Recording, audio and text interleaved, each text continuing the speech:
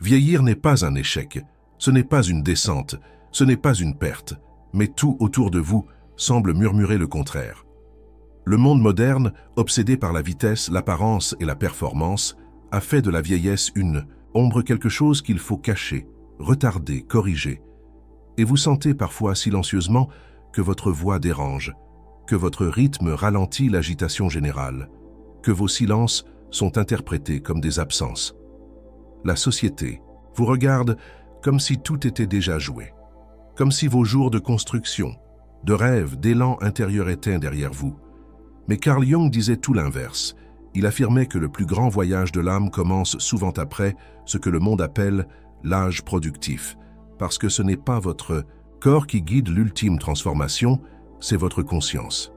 Et cette conscience, elle se creuse avec les années, elle se décape des illusions, elle renonce au rôle, elle se débarrasse des urgences, elle n'a plus besoin de séduire, ni de convaincre, ni de courir après ce qu'elle n'est pas. Jung voyait la vieillesse comme une seconde naissance, une naissance à l'envers, non pas vers l'extérieur, mais vers l'intérieur. Le monde vous pousse à croire que vous perdez, mais ce que vous perdez, ce sont des choses qui ne vous appartenaient plus, des relations de façade, des masques sociaux, des ambitions dictées par l'extérieur, et ce qui reste, c'est vous, point nu, vrai et puré. Et c'est là que commence le réveil. Non pas un réveil agité, bruyant, spectaculaire, mais un réveil doux, profond, où vous voyez enfin ce que la jeunesse ne peut pas encore percevoir, la grandeur de l'invisible. La valeur du silence, la force de l'âme qui a traversé. Ce monde ne comprend pas ce que vous portez. Il ne célèbre pas les rides comme des parchemins. Il ne voit pas dans votre regard la sagesse d'un chemin unique. Mais ce monde a tort. Car dans chaque pas lent, dans chaque souvenir qui remonte, dans chaque matin qui commence, malgré la fatigue, il y a un secret que peu peuvent entendre. Vous n'êtes pas en train de vieillir, vous êtes en train de vous rapprocher de l'essentiel. Et ce mouvement-là fait tout sauf une fin. C'est un retour à la maison intérieure. Un réveil, oui, mais un réveil que la société, trop occupée à courir, ne sait plus honorer. Et si vous êtes là à écouter ceci, c'est que quelque chose en vous n'a jamais dormi. Quelque chose vous attend encore, quelque chose vous appelle, et ce n'est pas derrière vous, c'est devant, ou plutôt, c'est en vous. La jeunesse brille, elle attire, elle court, rêve, explore, et c'est juste, elle est faite pour cela. Mais la jeunesse, dans son élan, cache quelque chose, une fragilité profonde, une quête éperdue de reconnaissance, une peur sourde de ne pas être assez. Elle remplit ses jours de projets, ses nuits de désir, son cœur d'images empruntées. Et dans cette course, elle oublie souvent de s'écouter. Carl Jung l'a souvent souligné, la première moitié de la vie est tournée vers l'extérieur. On construit, on se construit, mais rarement à partir de soi. On se définit par les regards, par les attentes, par les réussites visibles. C'est dans la seconde moitié que les choses changent, quand les masques tombent, quand les rôles s'épuisent, quand les désirs brûlants s'apaisent et que le cœur commence à écouter une autre voix, celle du dedans, celle qui n'est pas pressée, celle qui n'a rien à prouver. Vieillir, ce n'est pas décliner, c'est devenir transparent à soi-même, c'est voir sans fuir, c'est entendre, ce qui était là depuis toujours, mais couvert par le bruit. Jung parlait d'individuation, ce processus de retour à soi. Et ce processus, il mûrit dans la lenteur, dans le dépouillement, dans le silence. La vieillesse n'est pas l'ombre de la vie, elle en est le centre. C'est là que tout ce que vous avez traversé commence à faire sens. Les pertes, les joies, les luttes, les séparations, les rêves inachevés, tout cela devient une matière vivante, un tissu symbolique, un langage que seuls ceux qui ont vécu savent parler, et vous devenez, sans le chercher, un porteur de sens, un gardien de la mémoire invisible. Mais pour cela, il faut accepter de laisser partir ce qui brillait autrefois. Le regard du monde, l'urgence de faire, la peur de disparaître, car vous ne disparaissez pas. Vous entrez dans une autre clarté, une clarté plus fine, plus intérieure. Et dans cette clarté, vous voyez que la jeunesse ne savait pas encore aimer comme vous. Elle aimait dans le manque, dans l'attente, dans la projection. Mais vous pouvez aimer autrement. Aimer sans saisir. Aimer sans vous perdre. Aimer sans vouloir être autre que vous-même. Et cela, c'est le fruit de la vieillesse. Ce n'est pas un appauvrissement, c'est une récolte. La jeunesse fait pousser. La vieillesse révèle ce qui a poussé. Et souvent, c'est là que le vrai or se trouve. Non pas dans ce qui s'accumule, mais dans ce qui reste quand on ne cherche plus rien. Un jour, sans prévenir, vous sentez que vous devenez invisible. Non pas parce que vous n'avez rien à dire, mais parce que plus personne ne demande. Parce que vos mots sont interrompus.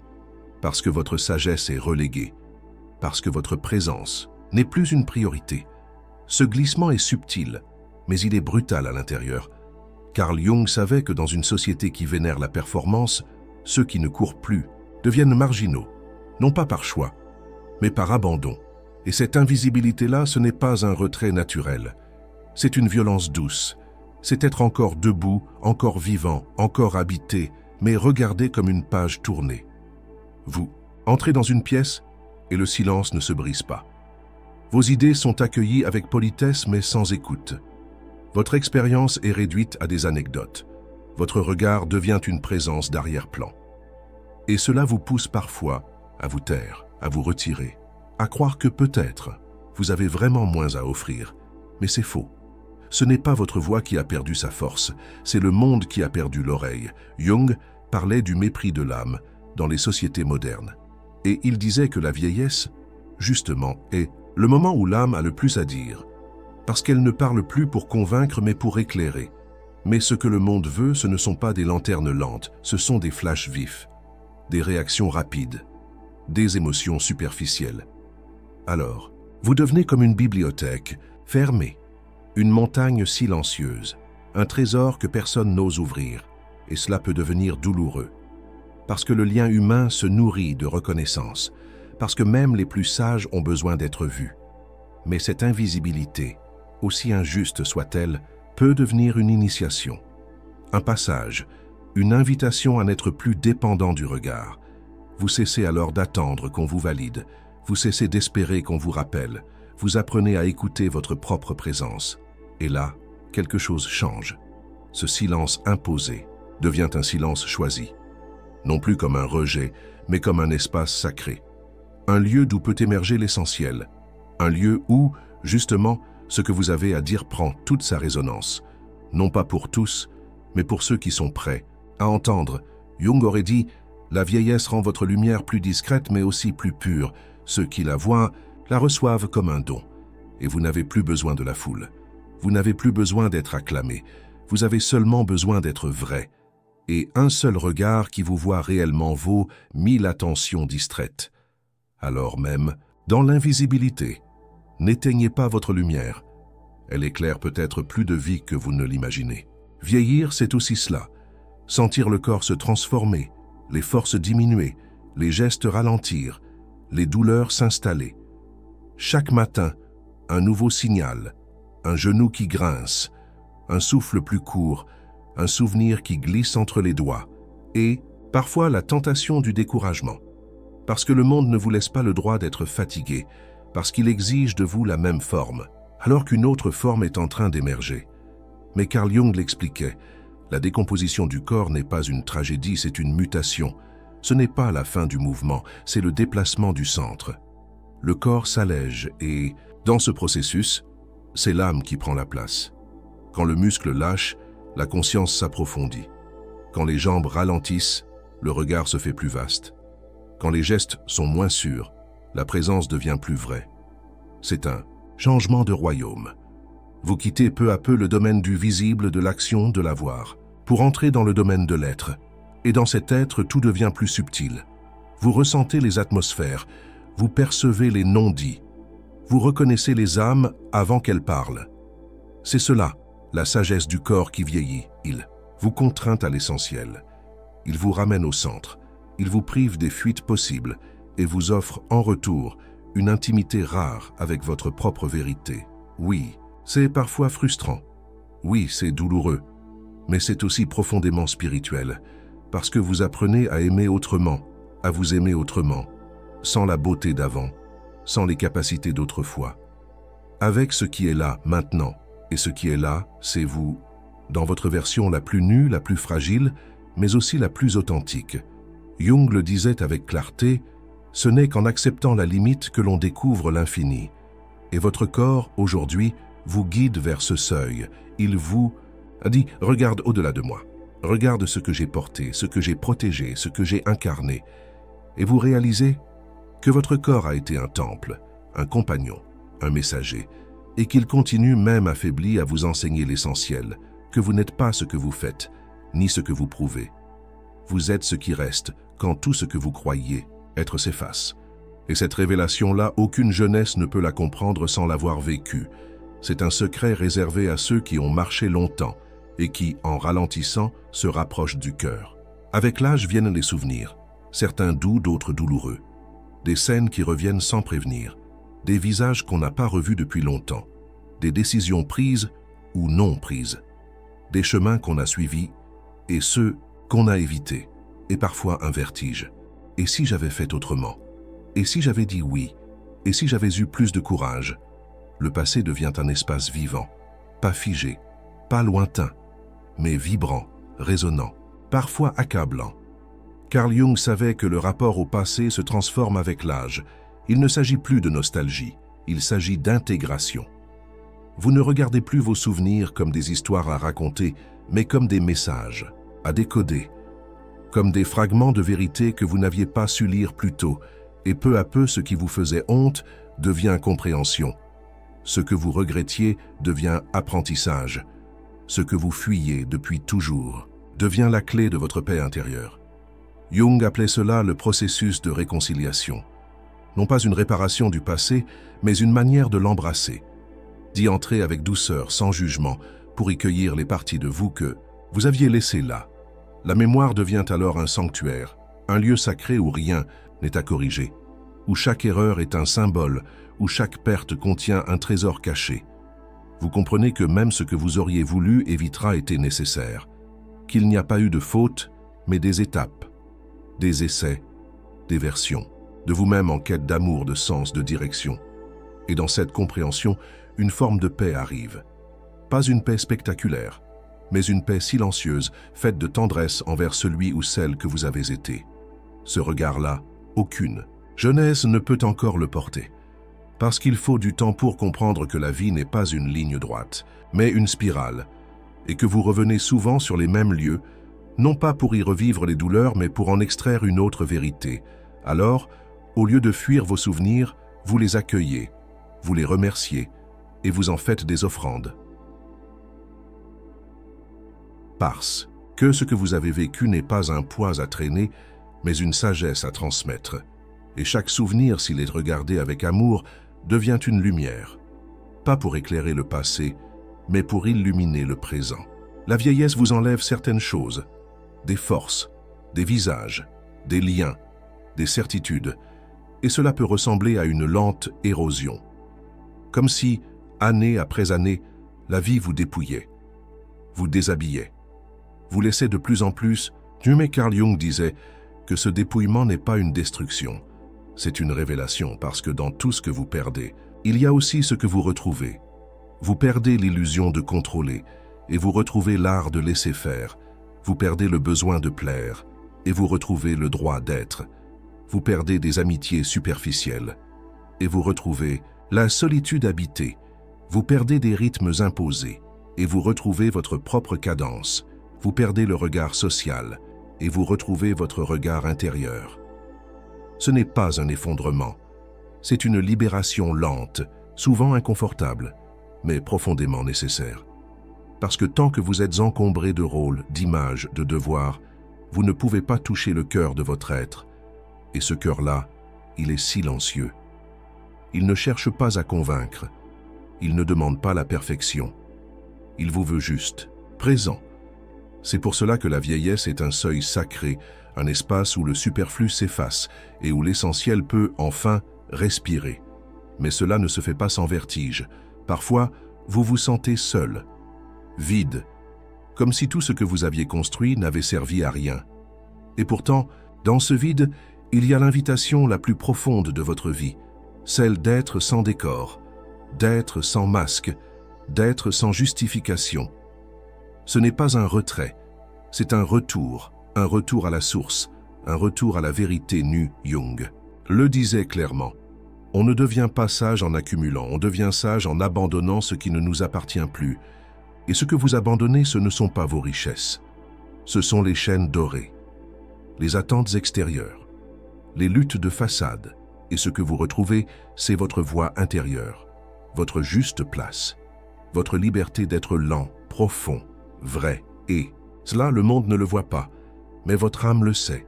Et elle vous sourit chaque fois que vous laissez tomber ce qui n'est plus vous. Toute votre vie, vous avez couru pour répondre aux exigences, pour tenir les délais, pour élever, construire, prouver, mériter. Et puis vient un moment où votre corps vous arrête, où la fatigue devient plus forte que la volonté, où le matin demande plus de lenteur, où chaque mouvement vous oblige à respirer différemment. Et le monde autour de vous ne comprend pas. Il vous dit « Allez, dépêche-toi. Tu peux encore faire mieux. Il faut rester actif, productif, jeune. » Mais vous sentez qu'autre chose se passe, quelque chose de plus profond, quelque chose que la jeunesse ne peut pas encore saisir. Carl Jung disait que l'âme ne se révèle pas dans l'agitation, mais dans la lenteur. Elle a besoin de silence, de pause, de temps long. Et c'est cela que la vieillesse vous offre. Non pas une incapacité, mais une nouvelle capacité, celle de sentir plus finement, d'habiter pleinement chaque instant, de goûter la présence plutôt que la performance. Ce ralentissement, ce n'est pas une faiblesse, c'est une sagesse. Parce que dans la vitesse, vous passez à côté de vous, à côté des autres, à côté de ce que la vie essaie de vous murmurer. Mais dans la lenteur, tout devient plus clair. Vous voyez les nuances. Vous entendez ce que les autres ne disent pas. Vous sentez les vibrations cachées dans les choses simples, un rayon de lumière, un bol chaud entre les mains, un mot doux reçu sans raison. Vous redevenez réceptif, ou peut-être le devenez-vous, pour la première fois. Et ce que vous découvrez, c'est que ce rythme lent est le vrai rythme de l'âme. Ce n'est pas celui que l'on vous a appris, mais c'est celui que vous portiez depuis toujours, en silence. Jung affirmait que le retour à Swan peut se faire que dans la décélération. Parce que l'essentiel ne crie pas, il chuchote, et pour l'entendre, il faut ralentir. Alors oui, vous marchez moins vite, mais vous marchez plus juste. Oui, vous parlez moins souvent, mais vos mots portent plus loin. Oui, vous faites moins de choses. Mais ce que vous faites a du poids, parce que vous êtes aligné, et que dans ce rythme lent, vous ne perdez plus de temps à courir vers ce qui ne vous nourrit pas. Vous entrez dans le temps vrai, le temps sacré, celui où chaque instant devient une offrande, un espace de présence, un temple invisible. Et cela, c'est un trésor que seul le temps peut offrir, un trésor que vous portez, non pas malgré votre âge, mais grâce à lui. À un moment donné, vous commencez à dire non. Pas par révolte, mais par clarté. Vous sentez que tout ne mérite plus votre énergie, que certaines batailles ne sont plus à mener, que certains liens ne nourrissent plus, et que certaines habitudes, autrefois rassurantes, sont devenues des prisons douces. Ce n'est pas du cynisme, c'est une épuration intérieure. Carl Jung parlait de la deuxième moitié de la vie comme d'un retour à l'essentiel. Et ce retour passe par un renoncement. Non, pas un abandon triste, mais un choix conscient.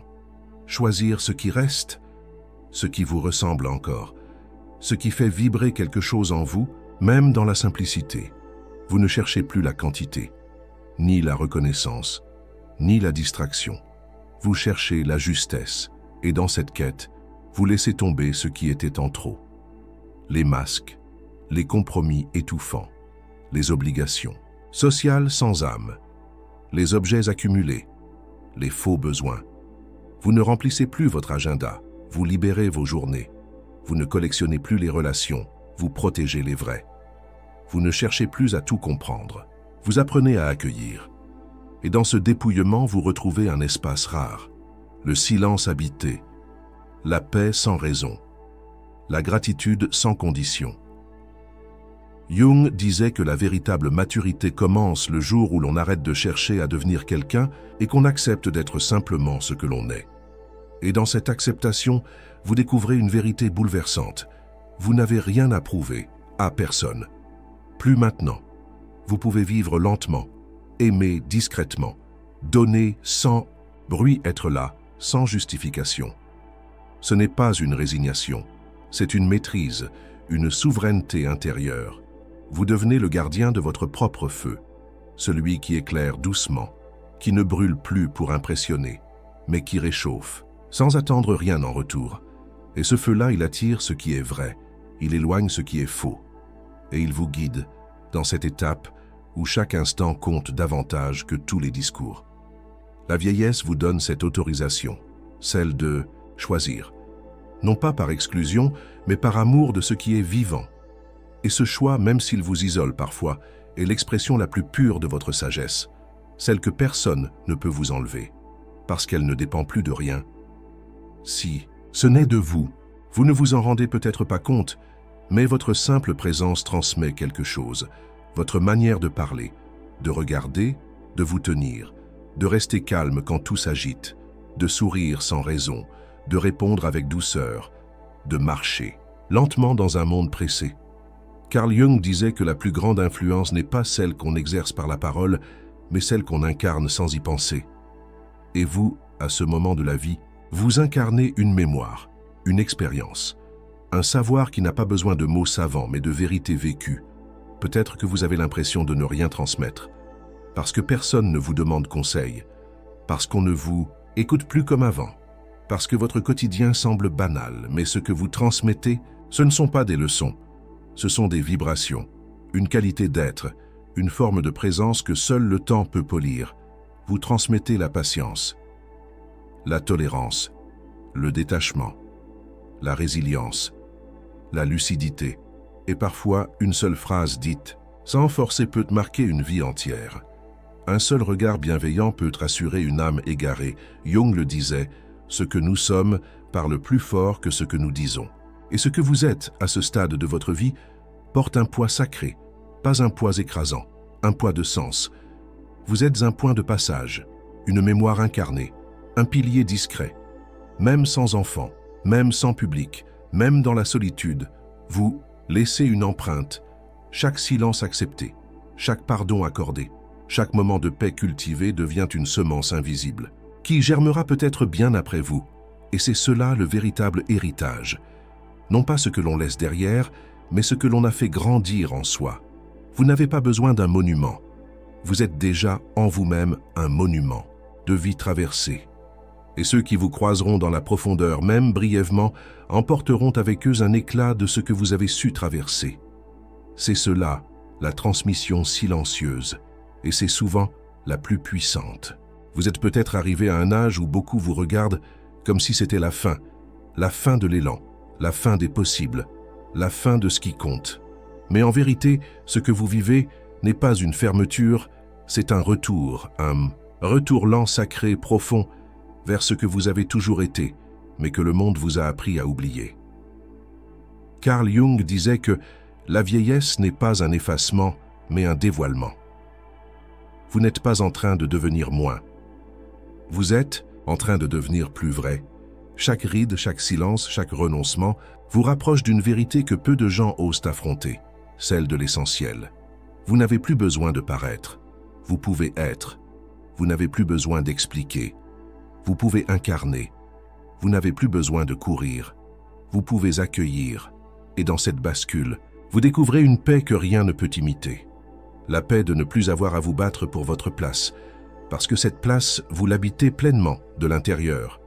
Ce n'est pas la fin, c'est le début d'une autre dimension, celle de l'âme, celle de la sagesse lente, celle de la transmission silencieuse, celle du regard qui voit au-delà des apparences. Le monde ne vous comprend peut-être plus, mais votre âme, elle, vous comprend parfaitement. Et elle sait que ce que vous est devenu a plus de valeur que tout ce que vous avez possédé. C'est le privilège de ceux qui ont traversé et qui, au lieu de se refermer, s'ouvrent, parce que la vieillesse ne ferme pas la vie, elle ouvre l'âme, et quand l'âme s'ouvre, alors tout ce que vous avez vécu prend un sens.